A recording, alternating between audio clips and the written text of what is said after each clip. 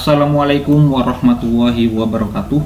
Berjumpa lagi dengan AF19 channel yang selalu menemani Bapak Ibu atau teman-teman semua dalam belajar baik P3K maupun CPNS. Jangan lupa subscribe, like, share, dan selalu support channel ini agar saya semakin bersemangat untuk memberikan soal-soal P3K maupun CPNS. Jika Bapak Ibu mau request, silahkan tulis di kolom komentar. Nanti akan saya buatkan dan akan saya bahas di channel ini. Baik, langsung saja ke pembahasan soal nomor 1. Bagaimana seorang guru mengajarkan kasih sayang menurut Maslow? A. Membina hubungan sehat dan penuh kasih mesra antara guru dan peserta didik termasuk sikap saling percaya. B. Membantu peserta didik untuk berkembang memenuhi potensi dirinya. C. Memberikan kebebasan dan membiarkan peserta didik untuk melatih kemandirian dalam belajar. D. Menjadikan pembelajaran yang aman bagi peserta didik, menyenangkan dan menghindari kecemasan. E. Memberikan ruang belajar yang kondusif bagi peserta didik. Jadi membina hubungan sehat dan penuh kasih mesra antara guru dan peserta didik termasuk sikap saling percaya. Membantu peserta didik untuk berkembang memenuhi potensi dirinya, hierarki aktualisasi diri. Memberikan kebebasan dan membiarkan peserta didik untuk melatih kemandirian dalam belajar, sama dengan penghargaan. Menjadikan pembelajaran yang aman bagi peserta didik, menyenangkan dan menghindari kecemasan, sama dengan rasa aman.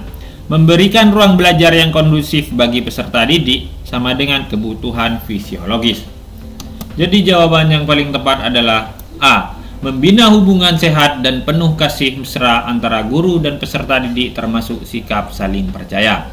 Soal selanjutnya, disajikan beberapa pernyataan berikut. 1. Operasi perkalian dan pembagian dikerjakan terlebih dahulu, kemudian penambahan dan pengurangan. Yang kedua, operasi perkalian dan pembagian dikerjakan setelah operasi tambah dan kurang dikerjakan. Yang ketiga, operasi yang ada tanda kurungnya dikerjakan lebih dahulu. Yang keempat, operasi perkalian dan pembagian, penambahan dan pengurangan dikerjakan dari kiri ke kanan. Pernyataan di atas yang benar adalah A. 1, 2, 3, B. 2, 3, 4, C. 1, 2, 4, D. 1, 3, 4.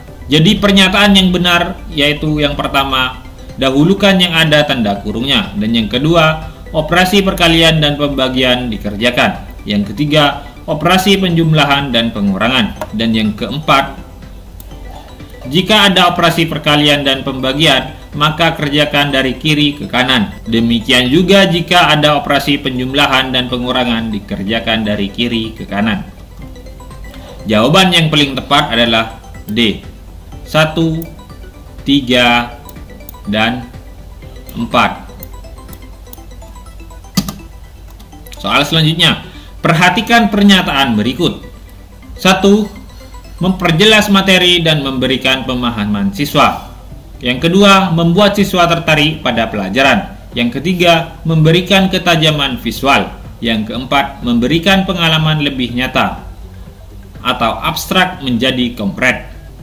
Yang merupakan fungsi media adalah A. 1, 2, 3, B. 1, 3, 4, C. 1, 2, 4, D. 2, 3, 4. Jadi yang merupakan fungsi media adalah 1. Membantu memudahkan belajar bagi siswa dan juga memudahkan pengajaran bagi guru. Dan yang kedua, memberikan pengalaman lebih nyata atau abstrak menjadi konkret. Yang ketiga, menarik perhatian siswa lebih besar atau jalannya tidak membosankan.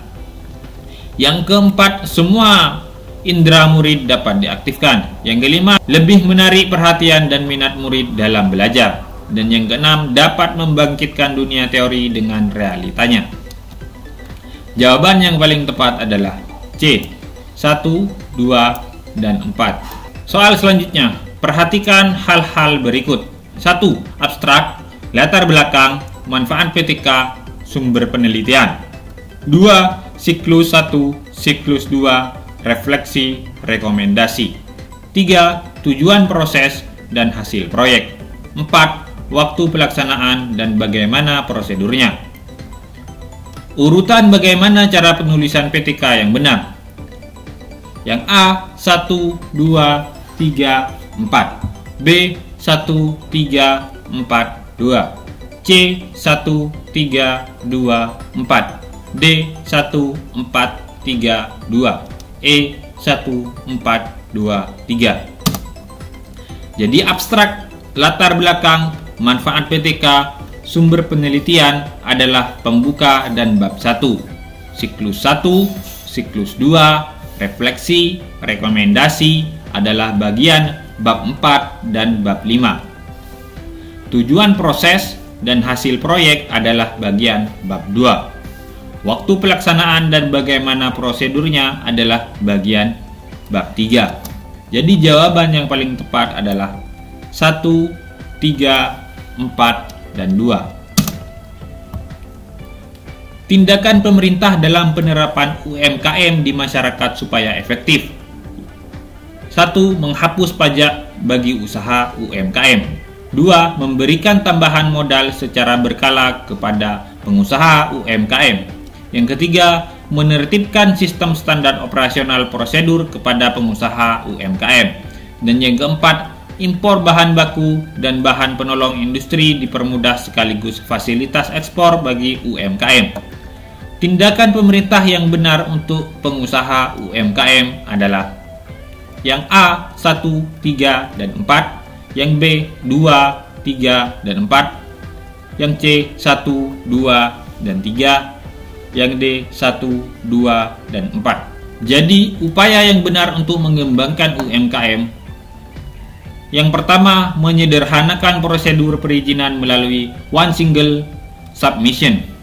Yang kedua, memberi peringanan biaya perizinan bagi pembentukan usaha kecil dan pembebasan biaya perizinan bagi usaha mikro, serta dukungan pembiayaan yang terjangkau bagi usaha mikro dan kecil.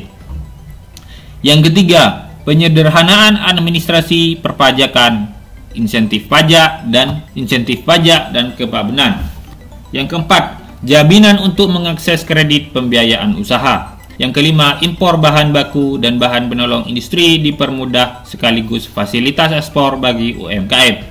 Dan yang keenam, memberikan pendampingan bagi perilaku UMKM agar mampu mengakses pembiayaan serta menguatkan kapasitas pelaku usaha pemula.